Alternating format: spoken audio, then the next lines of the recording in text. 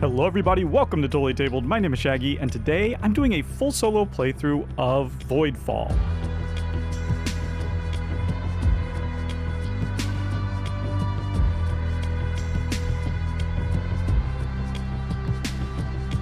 Now I went ahead and I got everything set up for the solo game. Setup is extensive. There's a lot of steps involved. It takes a really long time, and I'm not going to go over all of that right now. You're really just going to have to go step by step through the rulebook. But I would like to do a quick overview of all the different components and boards and cards, just so this mess on the table makes a little bit more sense. We're going to be playing the very first solo scenario, First Stand. In the compendium rulebook, it shows you exactly how to set up the map. And so we've just followed that to the letter, and it shows that we start with our home sector right here, an adjacent sector that we control, a sector here for a fallen house, we'll talk about them in a little bit, and then a bunch of Voidborn controlled sectors. Each of these space tiles is double-sided, and on one side are just sort of basic space hexes, and that's what we're using here. Although we do have one special sector up here in the north, that's a rift sector. We've put out some void storms there, which basically you cannot cross, so it keeps these tiles from being adjacent to one another. And then we've populated these sectors with Voidborn fleets. The cubes represent the power of those fleets. We have glory tokens, bounty tokens, reclaim tokens. The dice represent the populations of those sectors, and the orange cradle underneath them are corruption. You can see a couple of these tiles have these pink triangles, which are sector defense tokens. And lastly, these busts are harbingers. I'm going to explain what all of that means as we play, so don't worry that you don't know what any of that is. Now, the setup for our home sector and our adjacent controlled sector is based on the house that we chose to play at the beginning of the game. I've chosen House Dunlork. They're one of the 4 houses that the rulebook suggests for your first play. Each house is rated based on their complexity. And then for each house, you get to choose between 2 different starting technologies. I chose Orbital Docks. And this comes with a little setup card that shows you exactly how to set up your home sector as well as your adjacent controlled sector. And I've done that here. You can see both sectors have a starting shipyard installation. That's the green triangle. And then next to the population dice down here, we have some guild markers. Guilds come in 5 varieties, and those correspond to the 5 different resources in the game. So here we have a guild for food, a guild for energy, and a guild for materials. There's also a guild for credits and science, and those guilds provide us with the production for those resources, and all of that is tracked on our resource board right here.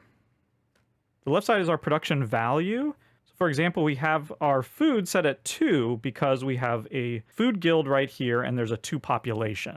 So as we increase the population of the sector, that can increase our production, as well as just getting new guilds of that type.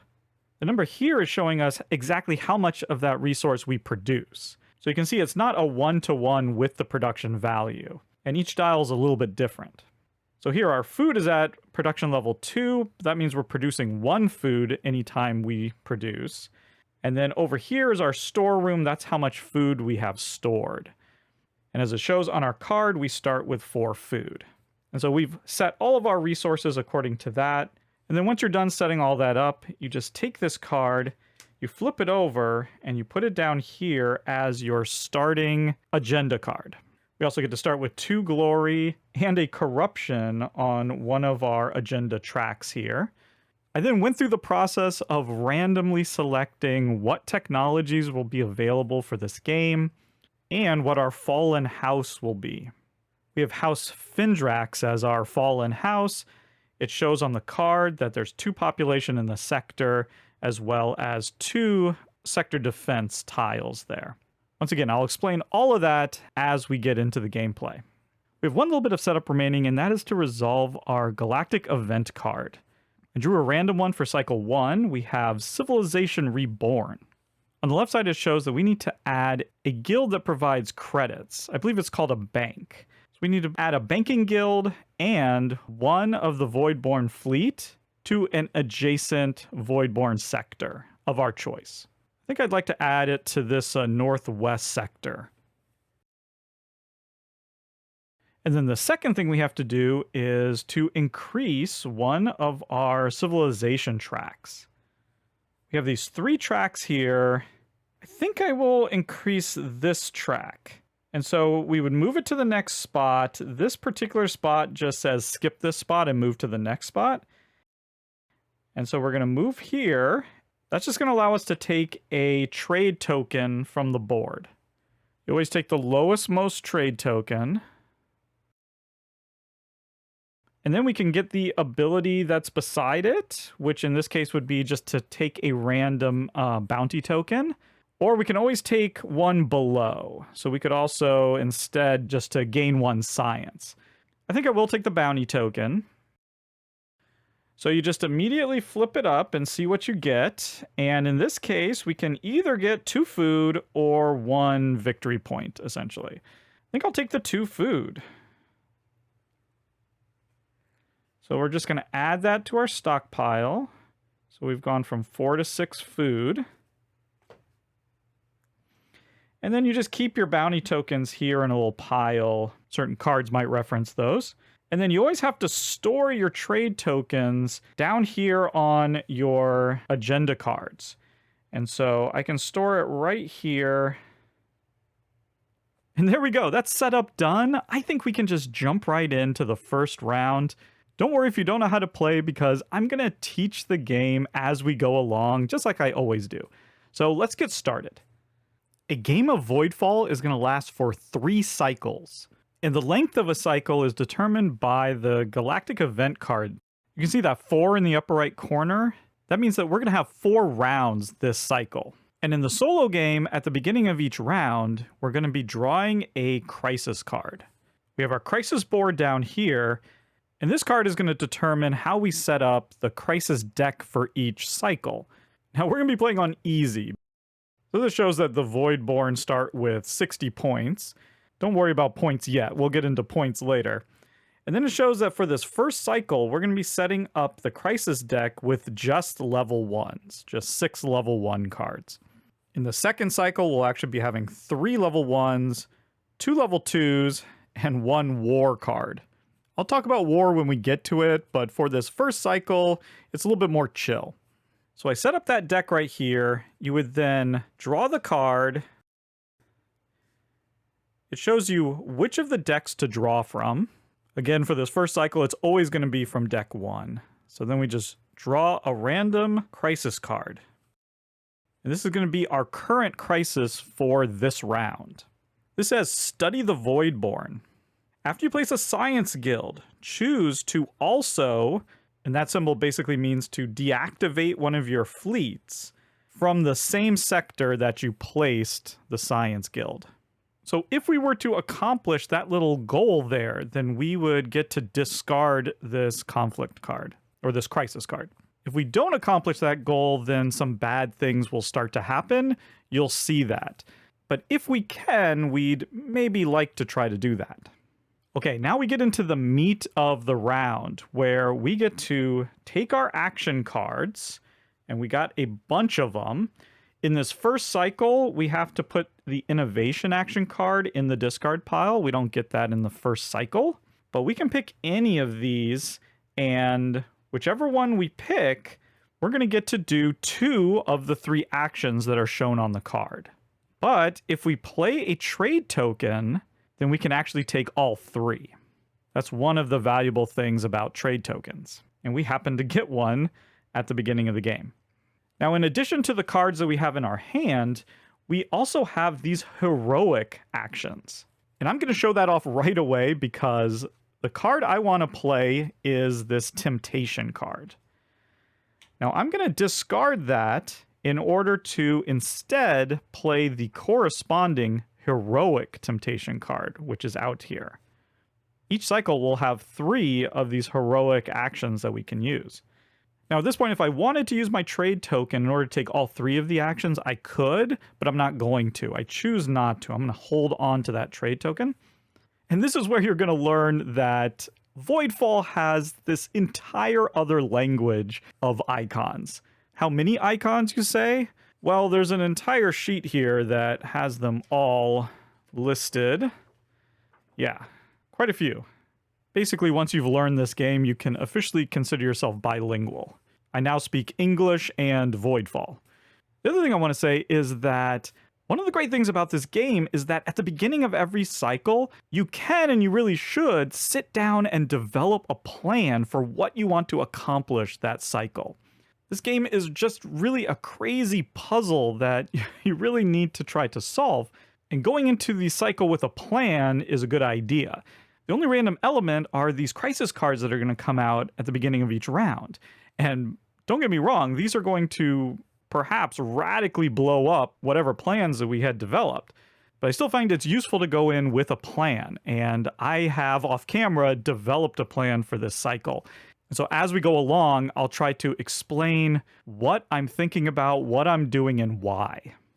And the reason I want to start with this temptation card is because one of my goals for this cycle is to move up these tracks and to get a bunch of technology. And specifically, I want to upgrade my orbital docks to its improved level. And in order to do that, I need to move one of these tracks beyond this level 0 and have it cross over into this level 1. As you can see here, it shows that you unlock the ability to hold an improved technology. And this temptation card is going to allow me to do that.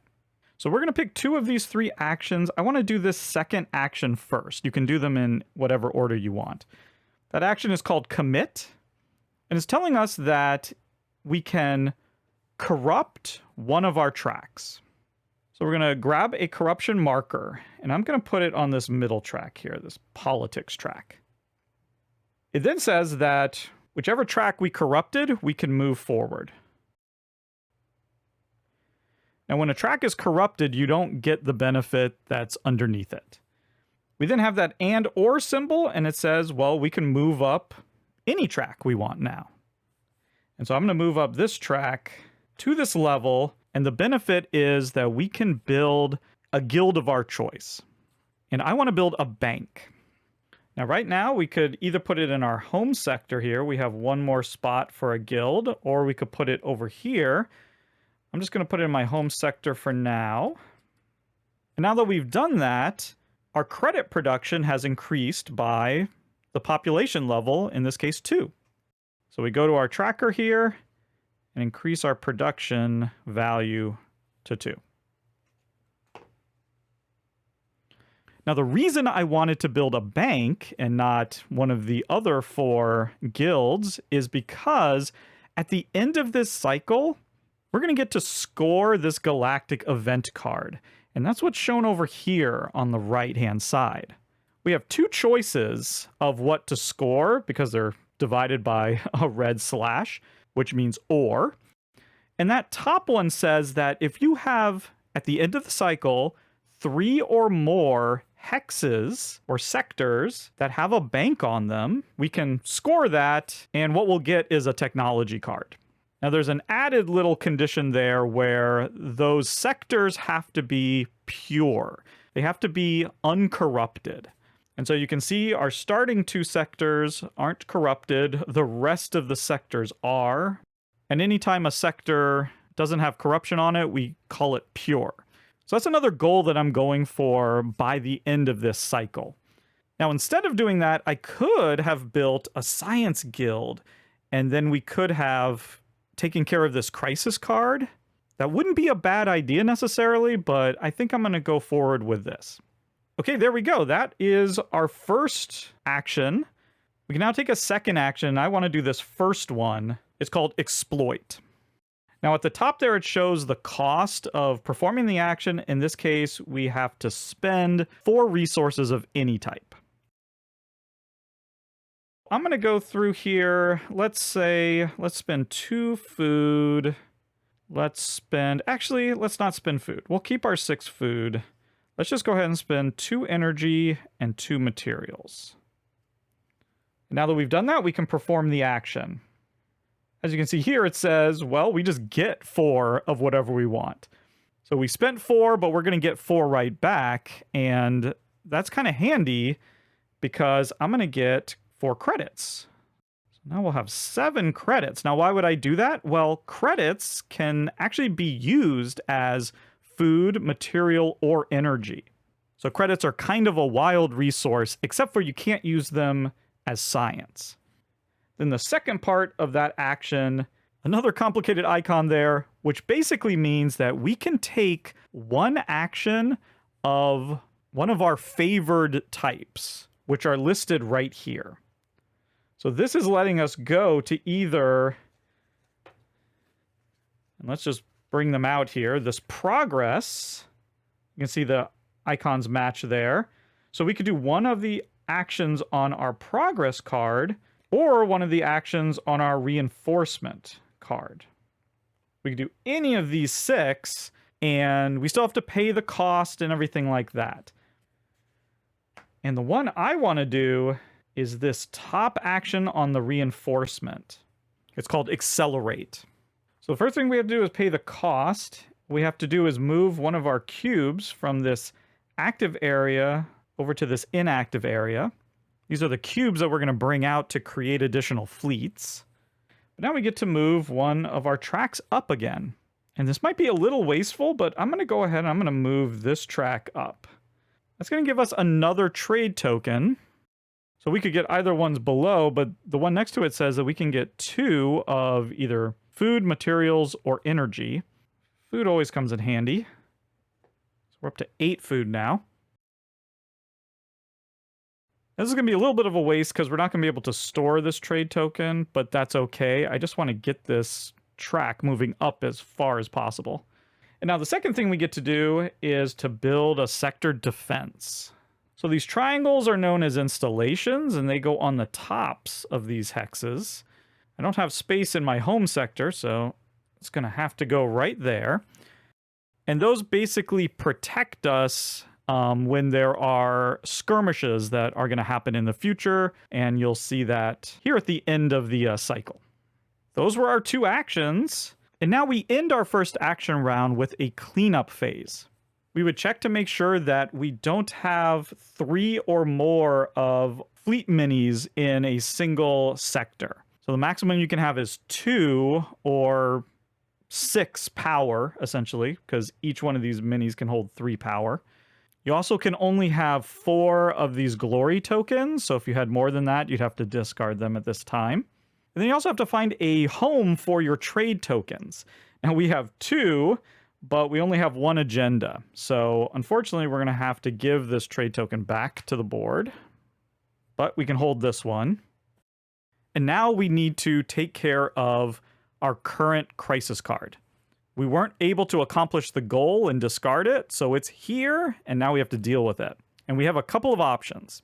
The first thing we could do is resolve the effect here on the bottom. In this case, we'd be adding a Voidborn fleet power to the rift space. Now, that wouldn't be so bad if our plan is to sort of not even worry about the rift. We don't have to defeat the rift. If by the end of the game we don't defeat it, then the Voidborn's going to get 30 more points. Not the end of the world. We could easily win the game without defeating that. I think right now my plan is to go try to take over that rift. So now, plans could change. But for now, I think I'd rather not add any more fleet power there. The second option that we could do is to discard the card and add a catastrophe token over here to this side of the board. Now, if we ever place a 4th catastrophe token, we instantly lose the game. So that is bad. Also, they're going to get 20 points for every one of these catastrophe tokens. So it's not ideal. We do get a little bonus, though, where when we place one of these, we do get to remove a corruption or just get 5 of any resource. So there is a little bit of a benefit to it. But for right now, I think we're going to try to avoid those. Our third option is to just add it to our crisis board. Now we have a military track up here and an economic down here. You can see just based on the color and the icons, this is an economic card. And so when we add it to the board, it goes into the leftmost spot on the economic track. Now that card is there, and we can accomplish that goal and remove it anytime in the future, as long as it's there. We're kind of delaying the problem in a sense, and it can come back to bite us if we were to draw a war card, which we know we were not going to have any of those in the first cycle, or at the end of the cycle when there's going to be a skirmish. So we definitely don't want to leave it there, but I think we'll be able to take care of it in the future. So that's going to be what we do. And that's basically the end of round 1. Like I said, we're going to have 4 rounds in total in this cycle. I like to use this little die here to keep track of it. So we have 3 more rounds left.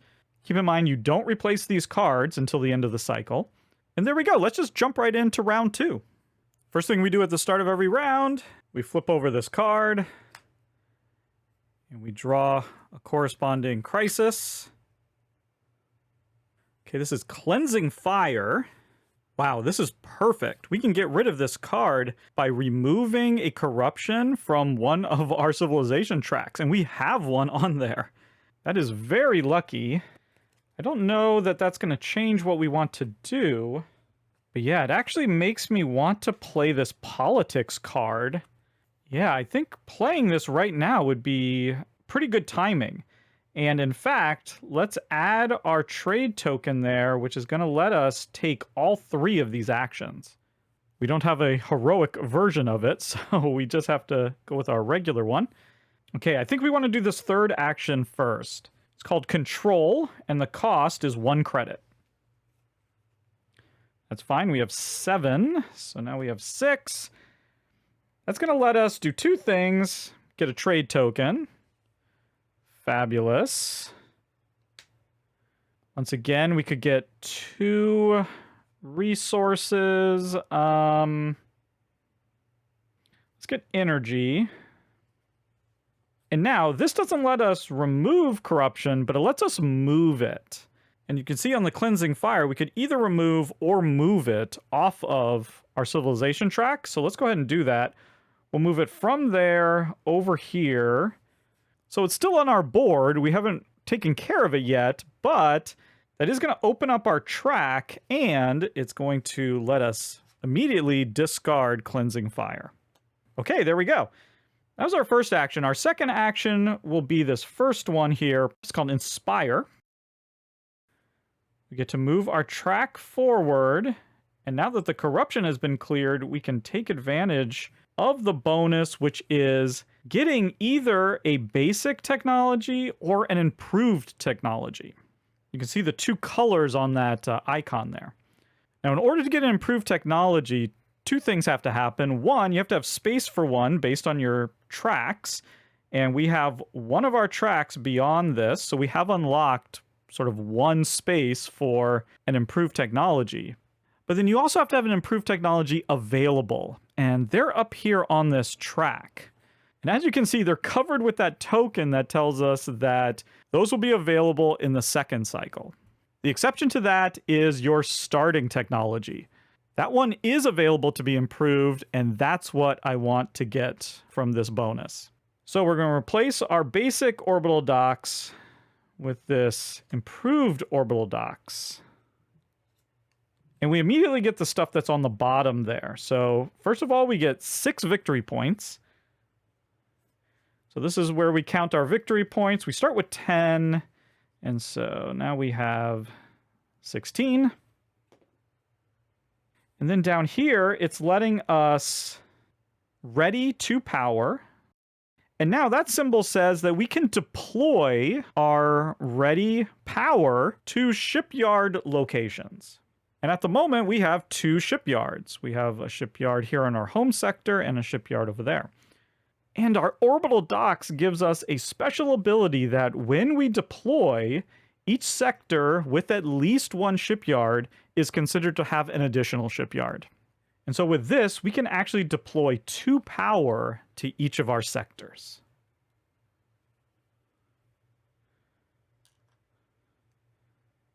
Whoops.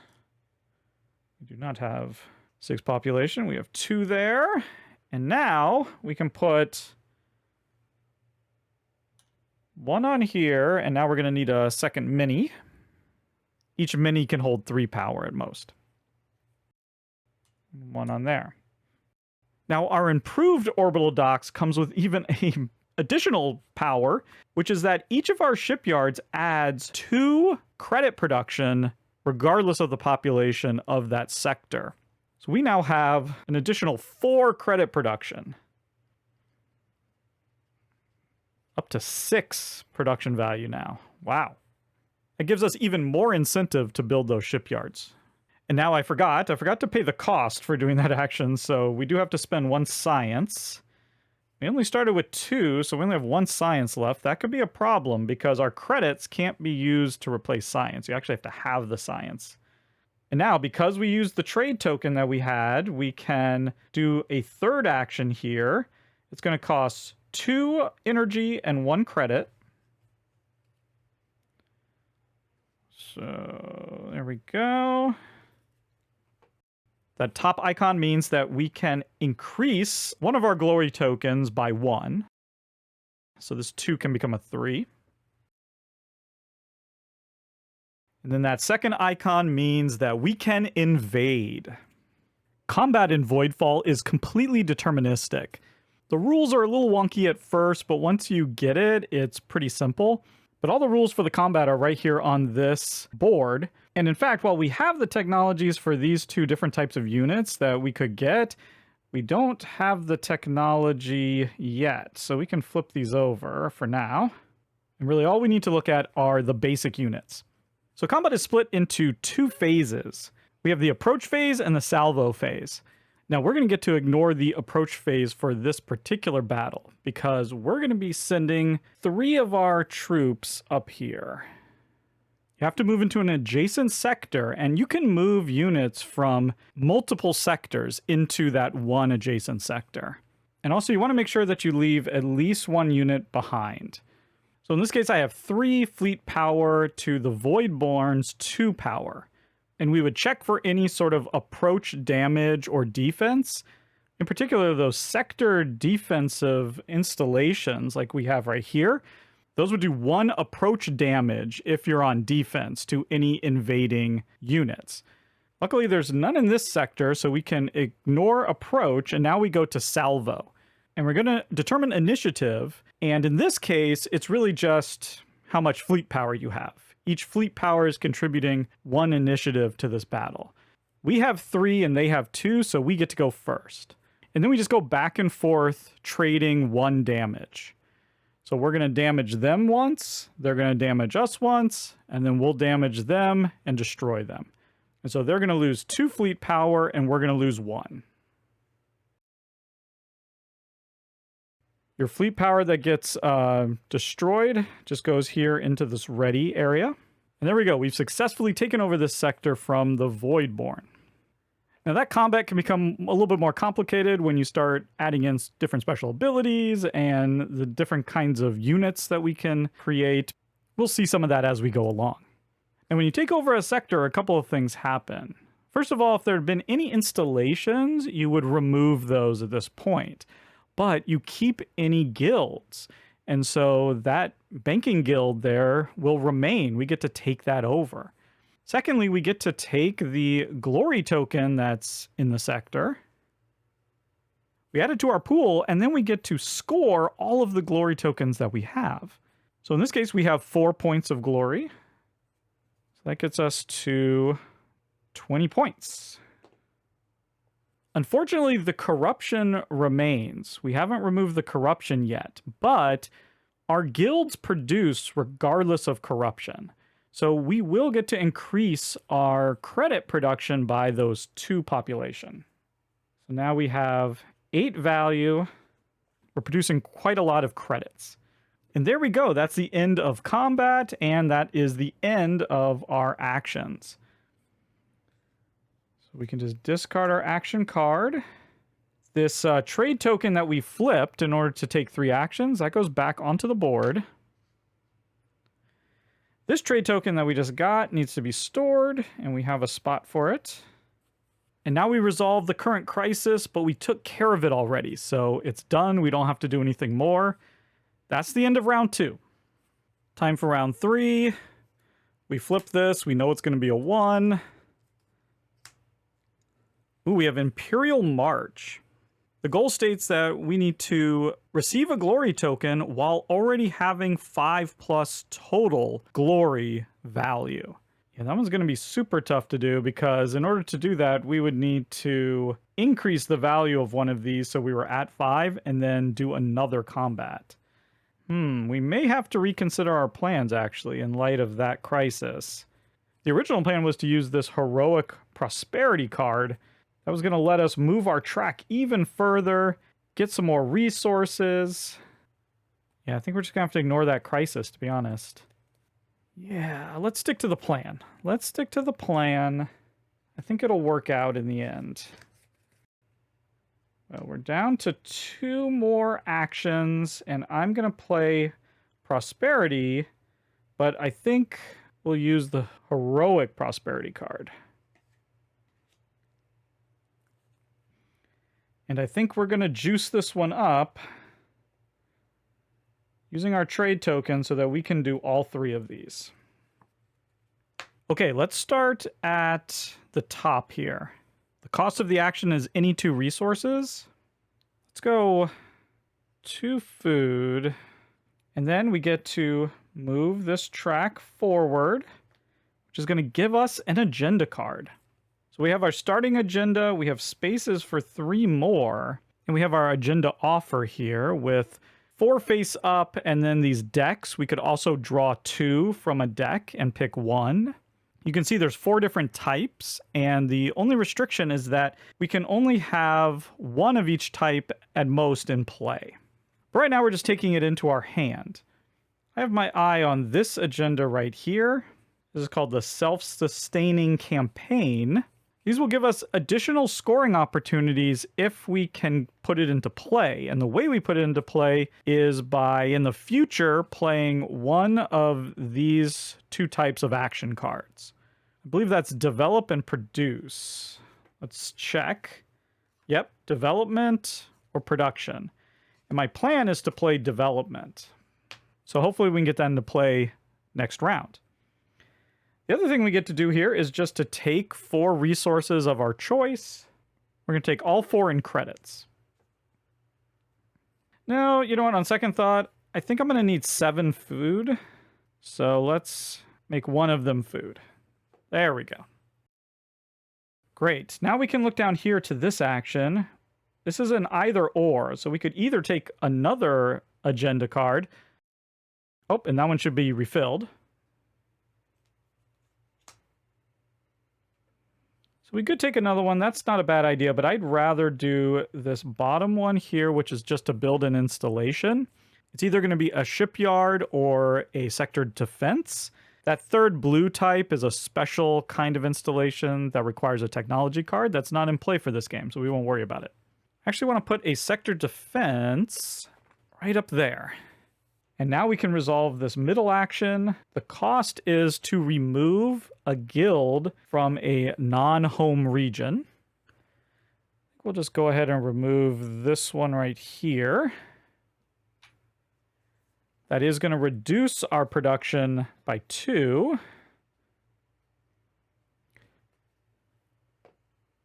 But now we can get a trade token.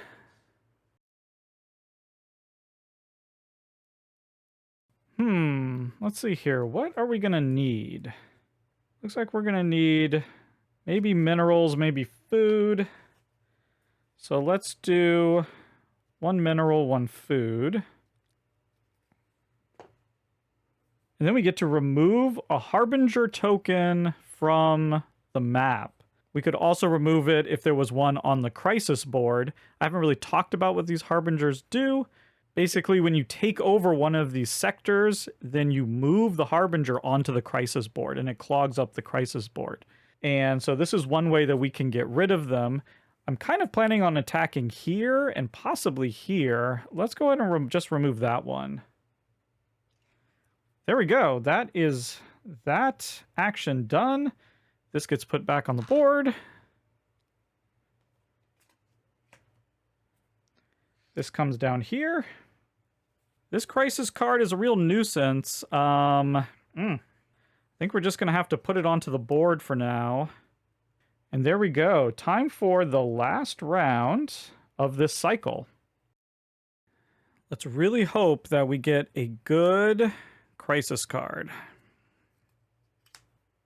Okay, that's imprecise research. It says that when you gain a technology, choose to not gain the 4 victory points or gain 1 without victory points. Okay, that's doable. And you can see this is a dual one, so you could either put it into the military row or the economic row. Okay, that crisis card shouldn't affect our plans. So in terms of strategy and talking about what I'm thinking, I was really wanting to do this heroic progress. There's a lot of great reasons to do it, and in fact, if we were to do it, we could use this action in order to get rid of this crisis card, and then we could use this action to get rid of that one. Or our current one, that is. We could also use this bottom action here to redistribute our units to protect against the skirmish. We could use this to remove some of the corruption, either on our board or out there on the map. This is a fantastic card. It's almost an obvious choice to play.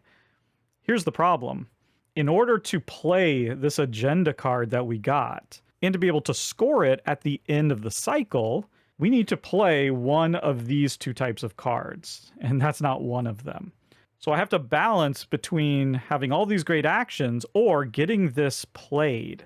And I think the points that we're going to get from playing this agenda is worth sacrificing all these great actions. And so that's my thinking.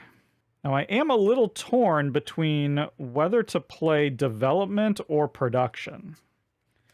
Both of these would be quite good. I might actually go production, to be honest with you. Yeah, actually, I do think that's better. This is tempting because we could redistribute our units. We don't need these units on our home sector. That's the thing about the home sector is you don't need to maintain military units on it in order to hold it, like, you know, unlike all the other sectors. So we could move all of these troops and distribute them out and protect our other sectors. That is tempting. Yeah, okay, I'm going to go production, I think. It's a tough choice. It really is.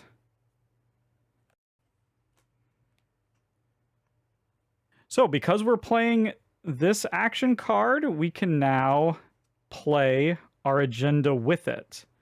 Let's go ahead and use our trade token as well. Okay, let's do this. First things first, we get to move this up. And we're getting 1 credit and 1 science. Now here, we get to remove a... Oh, well, first we have to pay a food. And unfortunately, we don't have an energy, so we'll have to use a credit. So we can remove a corruption. Now, we could remove one of these 2 corruption that's, you know, on our board here, or we could remove the corruption that is in the sector. And I think we're going to have to remove the corruption in the sector. So that goes away, and now we're going to redistribute our units. And you can see we can move units around 5 times. And so the way I want to do this is to go 1, 2,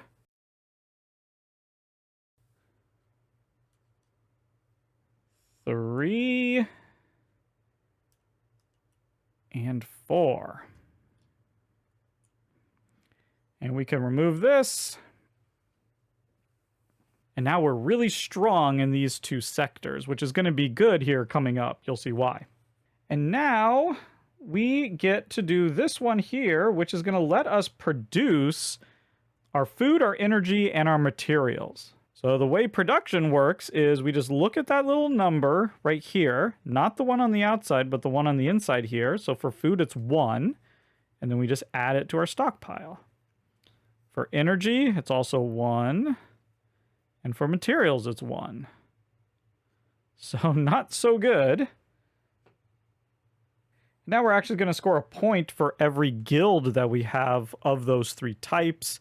And right now we only have 2. We're going heavy into banking guilds at the moment, so we're only going to get 2 points from that. But hey, every little bit helps. And now we're not done because we played our agenda, and anytime when you do that, you're allowed to do this little action, this one-time action that's on the top. That action says that we can build a guild, and then we can produce whatever type of guild it was, we can produce that. Well, you guessed it, we're going hard into banking. So we're going to produce a banking guild. Get in there. That's going to increase our production by 2. And then we're going to produce. We're producing 4. So that's going to get us up to 12 credits total. And then once we've done that, we just tuck it under here. And now we have a couple more scoring conditions that we'll get to resolve at the end of each cycle. Now keep in mind, if we had put it on one of these with the corruption, we wouldn't get to score it. So luckily we have one spot open. We're going to need to get rid of that corruption at some point. All right, that's it. This goes back. Discard. We were unfortunately unable to deal with this crisis. Well, we could just lose 2 science, but no, let's just go ahead and put it onto the board for now. We're going to put it down here on the economic part. That should be fine. And there we go. That's it. That is the end of our 4 actions. So let's go through the things that happen at the end of each one of our cycles. So this is known as the evaluation phase, and the first thing that happens is the Voidborn Strike Back, which means we're going to evaluate our crisis board.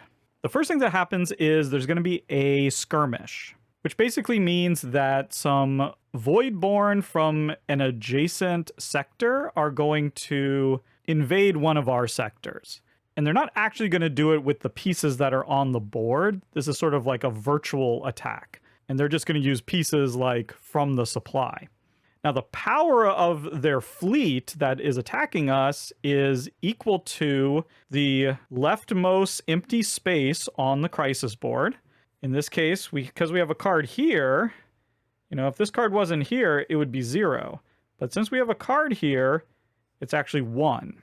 So it's that 1 plus the number of corruption on our board, either here in these areas or on our civilization track. So in this case, it's 1 plus 2. They're coming in with 3 power. And that's why I redistributed our fleets over here to prepare for this. So now they can only attack a sector where they are adjacent, and they can't attack our home sector. So they could attack either of these 2. And there's sort of a criteria that they follow for, which sector is, the one that they are going to prefer. In this particular case, these are pretty much tied. They want to go to a place where they can win, first of all. And then, they're going to want to go to the place that's going to force us to lose the most power. Now, in this case, they can't win or tie in either of these, and I'll show you why in a second. Then they would choose a pure area instead of a unpure area, but both of those are pure. They would do the one with the highest population, but both of those have the same population. And then they're going to do the one with the most guilds. And so in that case, this is the area they are attacking. So when they come in with their 3 power, that sector defense during the approach phase is going to take one of them out. So once we reach the salvo phase, it's really our 3 power against their 2 power. Since we have initiative, we attack them first. They're down to 1. They attack us and take out one of ours, and then we take out their last one.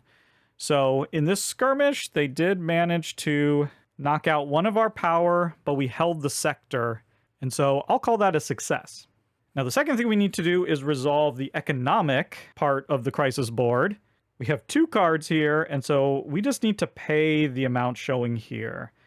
In this case, 1 material, 1 energy, and 1 science. If we couldn't, we would lose 3 victory points for each one. But in this case, we're fine. We can lose 1 of each. And we could use credits in that case to cover not the science, but the other 2. Okay, now we go to the upkeep phase. This is simple. We're just looking for these symbols here. Now, each of our agenda cards has 2 of those symbols. Although if we had had a trade token, that would actually cover those symbols. So that's another thing that a trade token does. If we hold on to it, it covers up 2 of those upkeep symbols.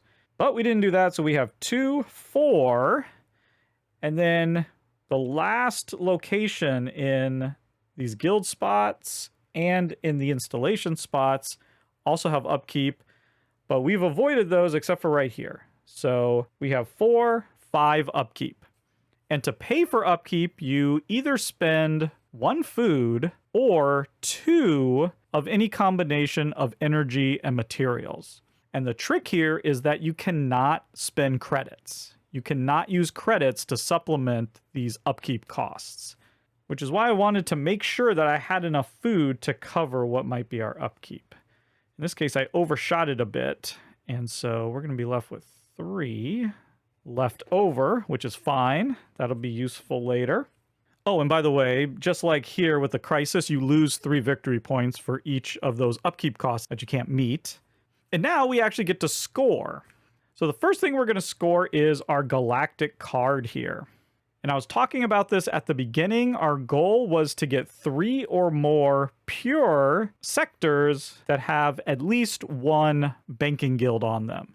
And we have achieved that. So I can get another technology card. And this is a tough choice. There's some really great technologies out there. I don't want to go over all of them right now. There's 2 there that really sync well, I think, with what I have going on. I'm probably going to eventually get both of them, but for right now, let's just get those deep space missiles. We added up here to our technology row. You can see we have space for 5 technologies in total. And here's the cool thing. We got a technology that didn't give us 4 victory points. You can see here, no victory points on this technology, and that was actually one of our requirements for this crisis card, so we can get rid of it. Now, what we do get right away is 2 energy into the stockpile, as well as a shipyard. There we go. Now, if you remember, each one of our shipyards adds 2 production. So we're now at 12 production on our credits, which is really good. And these deep space missiles are amazing because in combat, when we're invading, we can use adjacent shipyards in order to deal and approach damage. Now that does cost us an energy. That's going to come in really useful for when we attack over here and over here, because we have this line of shipyards right there. Beautiful. And also the upgrade to this is incredible, so we want to upgrade that as quickly as we can. Okay, we've scored the Galactic event card. We can now come down here to our agendas and score those. So our starting one has 3 different ways that we can score. The first one is we're going to score 3 points for every one of our pure sectors. We have 3 pure sectors, so that's 9 points. That gets us to 31. We're then scoring 1 point for every pure sector that has a sector defense installation in it. We have 2 of those, so that'll be 2. And then the same thing, but for shipyards, we have 3 of those times 2, that's 6. So that's 8 additional points. Now we come over here. This first area says that if we have 3 or more glory tokens of any value, then we would score 4 points. Well, we only have 2 of those, so we're not scoring those 4 points. But this area says for every 3 credits that we have in our stockpile, we're going to get 4 points. And guess what, folks? You're wondering why I was building all those banks. We have 12 credits in our stockpile. That's going to give us a whopping 16 points. That gets us to 55 points. Not too shabby for the end of the first cycle. But we get to put everything back in our hand, including this innovation card. So going into cycle 2, we'll have all of our action cards available to us. Okay, and now we have a little bit of setting up to do for cycle 2. We have to remove one of these trade tokens from the game. We need to replace this cycle 1 Galactic event with a cycle 2 one. We got Scorched Earth. You can see here we're going to actually have 5 action rounds this time. We can now remove this token, revealing the upgrade cards, including the Deep Space Missiles. I really want that card. That's going to be a huge priority for cycle 2. And now we just need to create a new Crisis deck. And again, we're going to use this card because we're on easy. Cycle 2, we need 3 level 1s, 2 level 2s, and 1 war card. So we're going to take our deck here. Before it was all just 1s. So let's do 3 1s. We're going to put 2 2s. And then here at the end, we have 4 war cards that I've shuffled up. And we're going to add one of those at random. We don't want to see what it is.